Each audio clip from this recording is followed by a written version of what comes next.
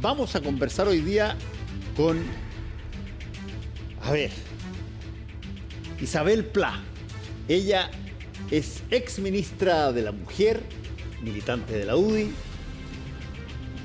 Chilena, mujer chilena, por cierto, y cae esta entrevista en medio de una serie de situaciones que tienen que ver con el estatus de la mujer ante el país muy fuerte, partiendo por las situaciones que tienen que ver con lo que le ocurre al ex subsecretario Manuel Monsalve, la discusión política que ha llevado a las recientes elecciones gubernamentales en términos de gobernadores y en términos de territorios municipales. Y dentro de todo eso, te voy a preguntar una cosa de inmediato, Isabel. José Antonio Kast hizo su mea culpa. Él dijo, sí, cometió un error al haber dicho que debía desaparecer el Ministerio de la Mujer. Y por lo tanto, porque lo había de alguna manera planteado como promesa de campaña cuando estuvo de candidato a presidente. ¿Qué tanto crees tú que la gente valora el Ministerio de la Mujer? Yo creo que, mira, históricamente, cuando digo históricamente, digo desde la creación del CERNAM, porque el Ministerio es una institucionalidad relativamente nueva, nace en el 96, pero la gente identifica Ministerio de la Mujer con el Servicio Nacional de la Mujer, que nace en el 91 con su primera autoridad, que fue Soledad Alvear, ¿cierto? Estaba hasta hace poco, yo creo que todavía muy sellado en el corazón de la inmensa mayoría de las chilenas como el lugar que representa sus derechos, el lugar que representa su voz, ¿cierto? Por eso sus ministras siempre han sido muy valoradas. Creo que esta es la excepción. La ministra Orellana no está entre las mejores evaluadas, entiendo que porque tiene todavía un bajo conocimiento público, ¿te fijas? Lo que también es una anomalía, porque la ministra de la Mujer está mucho en los medios, está mucho, ¿cierto?, en los programas que ven las mujeres explicando cuáles son sus derechos, cuáles son sus caminos para, ¿cierto?, ejercerlos, etcétera. Ahora, yo le creo a José Antonio Kast que él se dio cuenta, ¿cierto?, que fue un error haber propuesto el cierre. Sí, hizo su arrepentimiento. Te quiero decir dos cosas. Primero, la izquierda tiene que hacer también una reflexión y una autocrítica de la utilización que ha tenido de la agenda de la mujer, que en todo el mundo se llama no tanto feminista, sino que condición de la mujer, la utilización que ha hecho de eso para llevar agua a su molino, ¿cierto?, en lo que algunos llaman un feminismo selectivo, que creo que en el caso Monsalve ha quedado mostrado, después lo podemos ver. Tiene que hacer una reflexión en ese sentido. Yo creo que la ministra Orellana, a partir del año pasado, se dio cuenta que tenía una agenda que era muy distante de la agenda de la inmensa mayoría de las mujeres en nuestro país y tuvo una agenda más aterrizada. Todavía, ¿cierto?, muy alejada de lo que me gustaría verla hablando de salacuna, de empleo de las mujeres, etcétera. Y hay un sector de la derecha en el mundo que viene muy fuerte con esto de cerrar los ministerios. Sí. Milei lo acaba de cerrar en Argentina, porque efectivamente era un ministerio de la igualdad muy politizado. En Europa tuve la posibilidad de estar en Berlín y en Bruselas hace un mes. Me di cuenta, ¿cierto?, que hay un sector de la derecha que está muy fuerte en ese tema. Entonces, lo que están haciendo la centro derecha o la centro izquierda es fortaleciendo esas institucionalidades, no para hacer política ideológica y demagógica, no para pegarle a los adversarios, sino para efectivamente decir cuáles son los temas que necesitamos fortalecer para que la condición de las mujeres, ¿cierto?, mejore y vayamos cerrando brechas. Ese es el papel del Ministerio de la Mujer. Ahora, desde ese punto de vista, Isabel, ¿cómo de alguna manera, se advierte desarrollo, progreso en el Ministerio de la Mujer? Yo creo lo siguiente, es algo que también eche de menos de reconocimiento. Este es el primer gobierno, el gobierno del presidente Boric, que no reconoce que en Chile han habido avances muy sustantivos, al menos desde el año 90 en adelante. Es el primer gobierno que aterriza en la moneda y en el Ministerio de la Mujer diciendo ahora sí vamos a tener una ministra y ahora sí vamos a preocuparnos de la mujer. ¿Y sabes lo que pasa en Chile? Algo muy virtuoso, que a mí me habría encantado que el gobierno ahora tal vez lo reconozca. Todos esos avances sustantivos en la condición de la mujer en empleo, en concientización contra la violencia, en institucionalidad y en la caída de la pobreza, han sido avances que han pasado de un gobierno al otro. Todos los gobiernos, desde el gobierno del presidente Patricio Aylwin hasta este gobierno incluso, pero vamos a dejar, como no ha concluido todavía, hasta el segundo gobierno del presidente Sebastián Piñera, han hecho avances muy, muy importantes. Te quiero decir que el gobierno en el que yo tuve el honor de ser ministra dejó publicadas 14 nuevas leyes, con 14 nuevos derechos que no estaban siendo debidamente reconocidos ¿cierto? Para las mujeres, por la institucionalidad. Entonces, ¿cuál es la gracia de Chile? Han habido avances muy significativos. Primero, esos avances han pasado de un gobierno al otro. Ahora, hace un mes o un par de meses, se promulgó la ley, ¿cierto?, que establece el derecho de las mujeres a vivir una vida libre de violencia. Ahí te voy a dar un ejemplo que está claro. Ese proyecto de ley lo ingresó Claudia Pascual cuando era ministra, lo recibí yo recién partiendo en la Comisión de Familia de la Cámara de Diputados, lo tramité como ministra, lo saqué de la Cámara aprobado, llegué al Senado, lo tramité harto en el Senado hasta que llegó la Mónica Salaquiet, que avanzó y lo recibió la ministra Orellana en su última etapa y logra, ¿cierto?, despacharlo y es una ley promulgada. Ahí tienes tú 3 gobiernos participando de una ley de distintos signos, claro, de una reforma muy significativa. Entonces, hemos avanzado sustancialmente, todos los gobiernos han ido recogiendo la posta y han hecho avances, y que no se nos olvide, y es muy importante, y creo que el caso Monsalve lo deja claro, en Chile tenemos todavía brechas y situaciones muy importantes que resolver respecto de las mujeres. Y ahí el Ministerio de la Mujer, como articulador de lo que hace el Estado, ¿cierto?, como facilitador, no solo de los gobiernos, sino también es un puente con la Defensoría, con las Fiscalías, con las policías, tiene un rol muy importante. A ver, ahí tú tocaste el tema del caso Monsalve, donde básicamente se conoce esto a raíz de una denuncia que tiene que ver con una situación con la subalterna y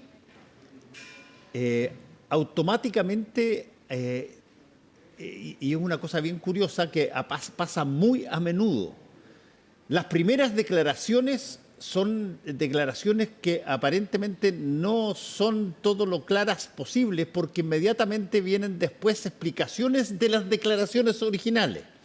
Y entonces mucha gente llega y dice, aquí parece que nos está diciendo la verdad porque tienen que salir a decir de nuevo dentro de 24 horas que lo que trataron de decir es algo. A ti te tocó estar en el Ministerio de la Mujer con el presidente Sebastián Piñera. ¿Y qué diferencia hay si tú quieres, incluso en términos filosóficos, entre la mirada que hace a tu juicio el hombre de izquierda y el hombre de derecha frente a la mujer? Bueno, si fuera mi mamá, que estuviera aquí, que en paz descanse, estará ahí arriba, la tenemos que celebrar ahora el Día de los Muertos, igual que la tuya. Sí, pues. Si fuera mi mamá la que está aquí, te diría, Fernando, el hombre es hombre siempre. Esa es como a la antigua, ¿cierto? La verdad es que yo no creo que las personas se comporten desde el punto de vista de sus relaciones, digamos, afectivas, porque son de derecha o porque son de izquierda. Ese es un mito que hay que desinstalarlo de inmediato. No, yo creo que aquí tenemos que tener una mirada política, Fernando. A ver. Más que una mirada desde la perspectiva de género, por decirte. Todos los gobiernos pueden enfrentar escándalos. No hay ningún gobierno que se libre de enfrentar un escándalo. Por cierto, es, yo creo, el primer escándalo, entre comillas, si pudiéramos llamar sexual, de violencia sexual, que enfrenta un gobierno de derecha o de izquierda, le tocó al gobierno de izquierda. Todos los gobiernos pueden enfrentar escándalos. Aquí el punto es que este gobierno primero lo enfrentó comunicacionalmente muy mal y políticamente muy mal. Ahí el punto más grave es no haberle pedido a Monsalve que se fuera inmediatamente. Y lo segundo, y esto ya es lo que va a trascender, Fernando, este es el gobierno eminentemente del Frente Amplio, que era en los que venían a purificar el poder, a poner fin a los privilegios y a los abusos de poder. Eran los que venían de verdad a tener una ministra de la mujer y de verdad a poner estos temas con la seriedad que a juicio de ellos no había tenido en los gobiernos anteriores. Por lo tanto, el juicio, y tú eres especialista en eso, el juicio de la ciudadanía y de la opinión pública es distinto respecto de este gobierno, que incluso respecto de 8 gobiernos, de un gobierno, por ejemplo, el gobierno de la presidenta Bachelet, incluso porque ellos encarnaban, ¿cierto?, la purificación en la política, el estándar moral superior. Entonces, y enfrentaron mal comunicacionalmente y no se hicieron cargo de lo que ellos habían establecido, que eran como unos referentes, ¿cierto?, como diciendo, a nosotros no nos va a pasar. Después vienen muchas otras derivadas acá, como por ejemplo el trato políticamente distinto cuando el posible agresor es uno de los míos o cuando el posible agresor es uno de los del frente. Y ahí creo que hay un punto muy importante. A mí me llamó la atención, yo las primeras declaraciones que oí de parlamentarias del Frente Amplio fue hablar de presunción de inocencia, de tiene que investigar la Fiscalía. Yo me alegro por el Estado de Derecho en Chile que volvamos a hablar de presunción de inocencia. Mira, yo le reconozco presunción de inocencia a Daniel Jadwe, a Katy Barriga y a Monsalve. Sin perjuicio de todo. Cuando salga una sentencia, vamos a poder decir, hizo esto, no hizo esto. Entonces, ahora, tampoco nos hagamos los lesos, pues hay una acumulación de información en los 3 casos, ya que estamos hablando de Monsalve, o sea, hoy día mismo se han revelado situaciones y van a seguir revelándose situaciones muy delicadas y muy comprometedoras para él en lo personal, por cierto, para la denunciante, ahora, que creo que pasó un tiempo muy mal, pero también, creo yo, para el presidente Boric y para la forma de conducir un gobierno, porque esto también revela una debilidad, ¿cierto? Todo el mundo dice que la ministra Toá no hizo esto, no hizo lo otro. Ojo, la ministra Toá es la ministra del Interior, pues tiene un superior jerárquico, que es el presidente de la República. Entonces, algún ruido hay ahí en la transferencia de instrucciones desde el presidente de la República, ni más ni menos que a su segunda, que es la ministra del Interior, y algún ruido ahí hay en el ejercicio del poder que no le hace bien al país y que el gobierno tiene que identificar y mejorar porque le queda más de un año de gobierno. Déjame hacerte una pregunta, Isabel, tú que estuviste como ministra en un gobierno. Nosotros, te lo digo al tiro, entre la Cecilia Pérez y yo, le llamábamos al presidente de la República, fulano, la señora lo está demandando por pensión de alimentos. Fuera. O sea, ¿me entendí o no?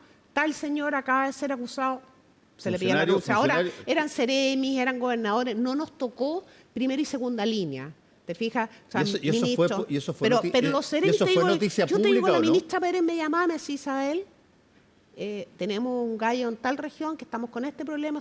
Oye, al tiro, presidente, inmediatamente llame al intendente, dígale. O sea, nosotros entendíamos también que había un estándar también. ¿Ah? ¿Se hizo público? En las zonas se hacía público. Sí, renuncia fulano. En las zonas se iba haciendo público. En el norte tuvimos un gobernador, en el sur, me acuerdo también en Maule, otro gobernador. Me acuerdo que tuvimos, por favor, un escándalo muy lamentable en la Araucanía para un seremi, ¿cierto?, que fue detenido en flagrancia, además, maltratando a su mujer. La mujer quedó en un estado de shock muy fuerte y eso fue, me parece que el último año de gobierno, no, sí, inmediatamente. Ahora, uno ve las cosas siempre con el diario del lunes. Yo me imagino que el gobierno se ha preguntado muchas veces por qué no se fue Monsalve inmediatamente.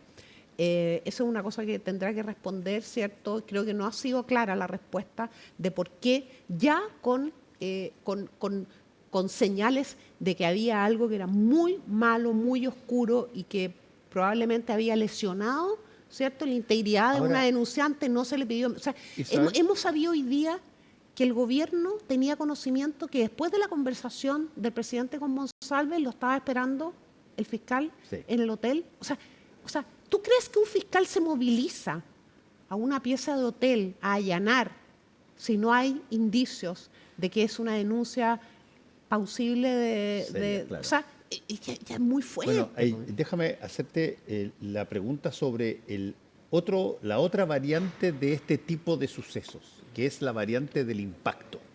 Una cosa es lo que pasa y todos se concentran leyendo a ver cuáles son las nuevas características, los nuevos datos sobre el fenómeno. Hay un morbo ahí Claro. fuerte. Sí, está bien. Y eso es parte de la información que se tiene que tener.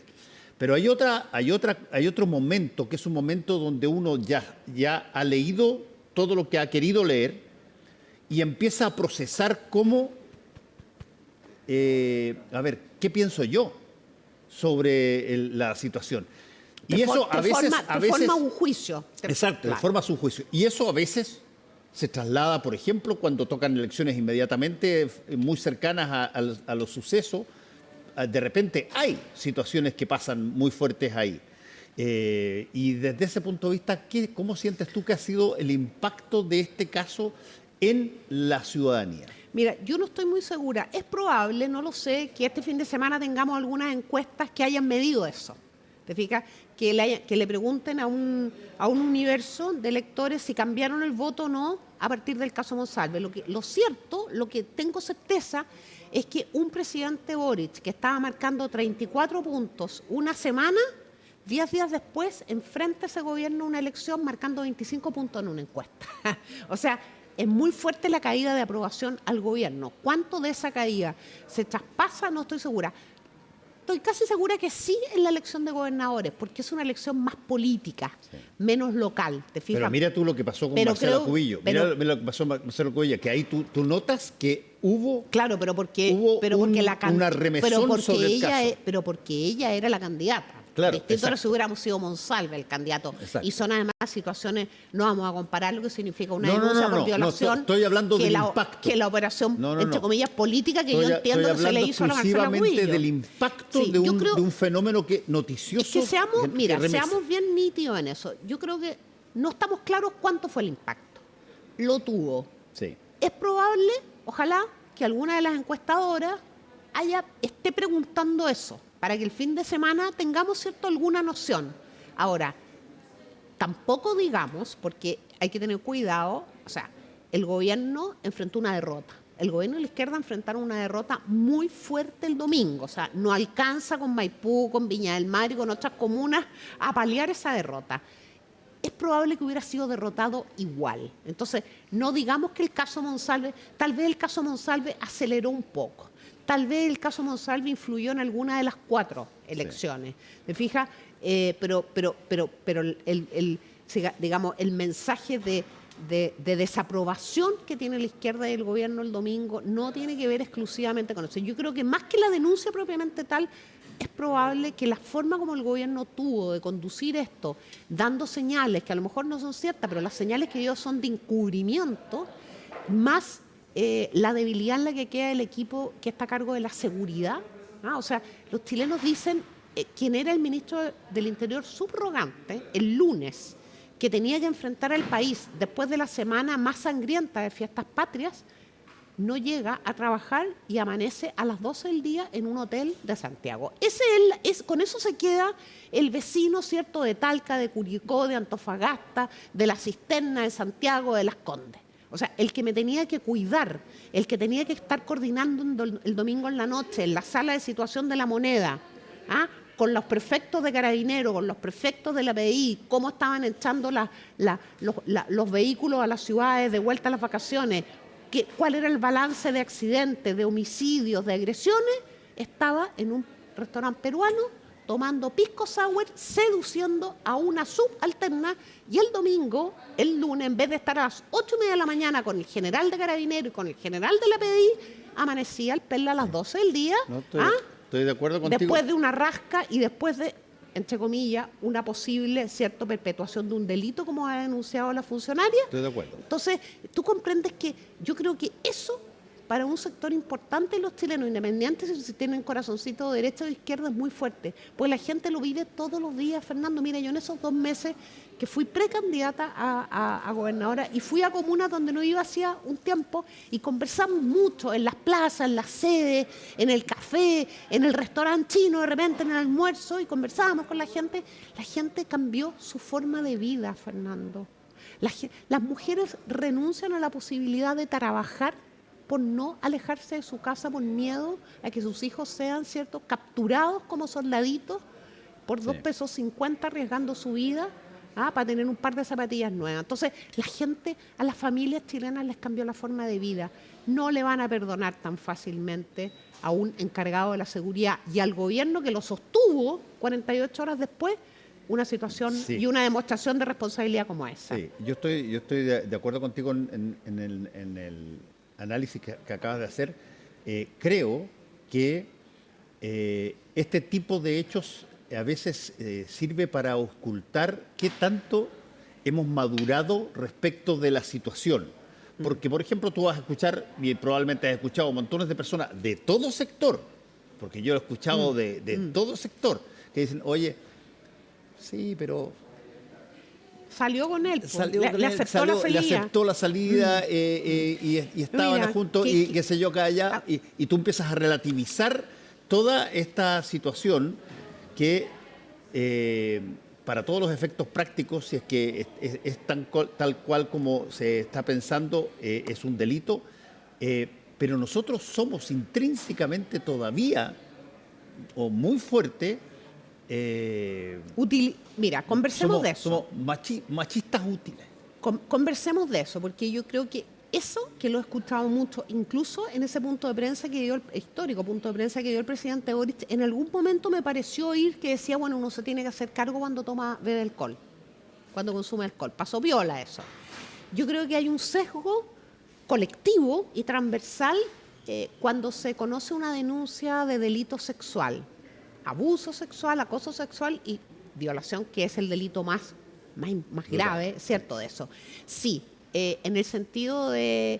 Sobre todo si es una relación con tu jefe. ¿Por qué estaba ella ahí? Claro. Entonces hay varias cosas acá. Primero, es muy duro para una mujer. Aquí hay un agravante, que ella era una subalterna. ¿Cuál es la libertad que tiene esa funcionaria, cualquier funcionaria que la convida a su jefe? ¿Qué libertad tiene para decirle no? No puedo ir a comer con usted hoy día, no puedo almorzar hoy día con usted. ¿Qué libertad tiene una mujer que le transmitía a su familia que su carrera profesional estaba desarrollándose, que estaba siendo reconocida? ¿Qué posibilidades tiene? No tiene libertad. Entonces, primero, obviamente que su libertad está mermada cuando quien la está invitando a salir, de esa persona depende su trabajo, su estabilidad, las tareas que le encomienden, su salario, en fin. Entonces, partamos por ahí. Segundo lugar, aceptar una salida, ya no digamos con un jefe, con cualquiera, aceptar una salida en luz verde para que el personaje te vulnere, te ultraje sexualmente, ni aceptar una salida, ni siquiera beber alcohol, ni siquiera ir a un hotel. Porque suponte tú que una mujer acepta que vayan a un hotel, pero llega al hotel y no quiere tener relaciones sexuales. Tiene obligatoriamente, o sea, yo creo que aquí hay una palabra muy clara que la generación joven la tiene mucho más clara que nosotros y que tenemos que socializarla. Consentimiento. Consentimiento. Hasta el último momento, segundo previo a materializarse una relación sexual, el consentimiento está incluso en el medio de una relación sexual. El consentimiento, yo estoy totalmente de acuerdo contigo, pero yo quiero agregar una cosa de lo que tú dijiste, que hay que enfatizar. No es lo mismo cuando alguien te pide a ti cualquier tipo de acto siendo tu jefe, que cuando te lo pide siendo tu equivalente o tu igual. Dos personas en la oficina, si es que probablemente, si es que se pasa a un abuso, sigue siendo total y absolutamente desigual, pero si son las cosas relativamente parejas, pero es totalmente distinto de cuando te lo hace un jefe. Lo que pasa es que aquí, además, en la denuncia, aquí hay dos figuras, dos tipos penales, digamos. Uno, el de la violación, y el otro, el del acoso sexual en el ámbito laboral y también en el acoso sexual en espacios públicos, digamos, de alguna manera, ¿ya? Entonces, son dos delitos, son dos figuras penales muy fuertes y ambas tienen el agravante de la superioridad jerárquica. ¿Te fijas? Claro. Cuando tú, porque ¿qué es lo que dice qué es lo que mira el legislador? El legislador ha mirado cuánta libertad tenías tú en decir que no? ¿Qué posibilidad tenías tú? ¿Cuáles podrían ser los costos si Exacto. decías que no? Bueno, es que eso es, pues, ¿qué Eso es es. el Me Too? No, ¿Qué es el por- Me Too, Fernando? No, sí, ¿Qué es estoy de el yo también de las actrices en el mundo y de las actrices en Chile que hicieron 2 denuncias contra 2 directores distintos? Yo estaba aspirando a tener un papel en esa telenovela y para tomar decisiones me convidaba a tomarme una copita de vino a su departamento a las 11 de la noche. Si tú tienes 21 años, 22 años, quieres tener ese papel, has trabajado durante mucho tiempo, o sea, ¿qué libertad tiene esa persona? Entonces, es que me entiende, yo encuentro, mira, hay una cuestión, es muy difícil sintetizar esto en 2 palabras, Fernando, pero históricamente, y eso es algo que a mí me dolió siempre desde adolescente, la sociedad pone un juicio muy duro sobre los hombros de las mujeres siempre, pero siempre. Y a los hombres la sociedad históricamente los trata con una plumita. ¿Ah? Con una plumita. Mira, yo te voy a decir Entonces, que, y el eso juicio no- más duro que el juicio más duro que probablemente se pone no es el que se le acuse, se la castigue o se le tome en cuenta. Es al revés.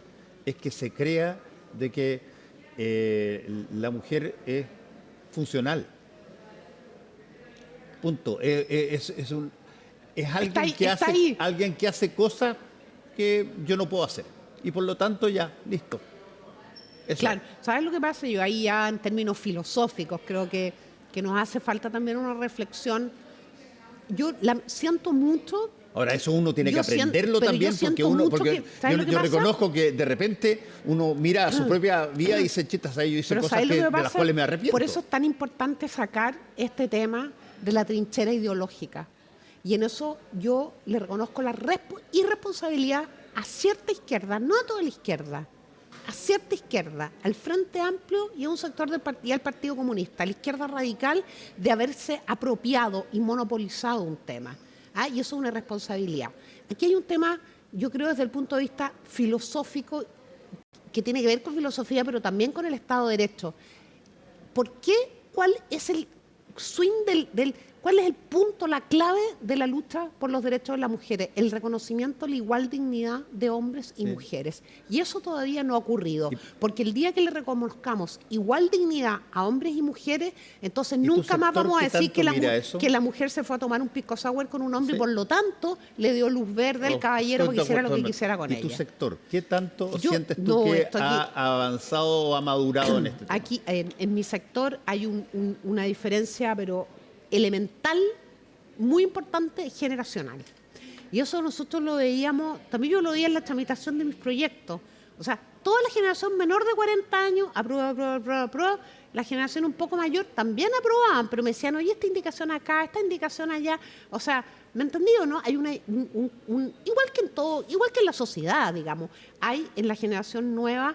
Estoy hablando de la UDI, de Renovación Nacional, de Chile Vamos. Ya no me hago cargo de los 8 porque también ahí yo he percibido una resistencia que no sé cuánto es de pose, digamos, para estar en línea con el Foro de Madrid, que tiene una posición muy anti esos temas, y cuánto es de convicción. No, hay una cuestión generacional, pero también lo que me ha tocado ver, y me encanta, y me parece que es una muy buena señal, es en los parlamentarios, sobre todo, y en los sectores más, digamos, con más trayectoria, un especial interés por aprender, por conocer, por tener datos. Mira, te voy a decir cuál fue el primer parlamentario que me llamó después que el presidente Piñera me nominó ministra. El primer café, el primer parlamentario que me llamó, estamos en enero del año 2018, Juan Antonio Coloma.